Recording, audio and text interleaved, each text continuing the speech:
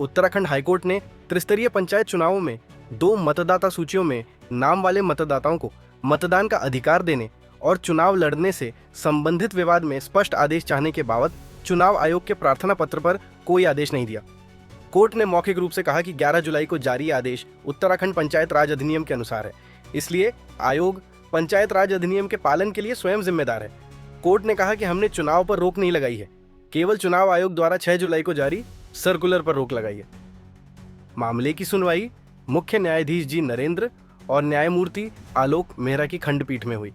उत्तराखंड निर्वाचन आयोग ने रविवार को हाईकोर्ट के समक्ष प्रार्थना पत्र देकर त्रिस्तरीय पंचायत चुनाव के संबंध में हाईकोर्ट द्वारा 11 जुलाई को जारी आदेश से चुनाव प्रक्रिया रुकने का उल्लेख करते हुए उक्त आदेश को मॉडिफाई करने की मांग की गई थी। बता दें कि 11 जुलाई को मुख्य न्यायाधीश की अध्यक्षता वाली खंडपीठ ने चुनाव आयोग के 6 जुलाई को जिला निर्वाचन अधिकारियों को जारी सर्कुलर पर रोक लगा दी थी। आयोग ने इस सर्कुलर में कहा था कि जिन लोगों के नाम ग्राम पंचायत की मतदाता सूची में है उन्हें मतदान करने या चुनाव लड़ने से न रोका जाए, जबकि उत्तराखंड पंचायती राज अधिनियम की धारा 9 के उपनियम 6 और 7 में उल्लेख है कि जिन मतदाताओं के नाम एक से अधिक मतदाता सूची शहरी व ग्रामीण क्षेत्र में है तो वह मतदान करने या चुनाव लड़ने के योग्य नहीं होगा।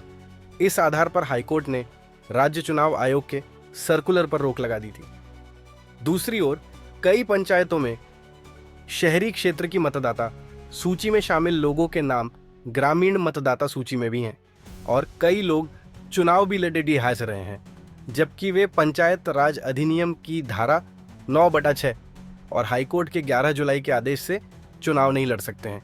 इससे आयोग के समक्ष चुनाव कराने या न कराने को लेकर भ्रम की स्थिति हो गई, क्योंकि अब सोमवार 14 जुलाई से चुनाव लड़ रहे प्रत्याशियों को चुनाव चिन्ह आवंटित किए जाने थे। आयोग को ओर से कहा गया है कि कोर्ट के आदेश से चुनाव प्रक्रिया रुक गई है, जबकि आयोग अब तक की प्रक्रिया में काफी संसाधन व्यय कर चुका है।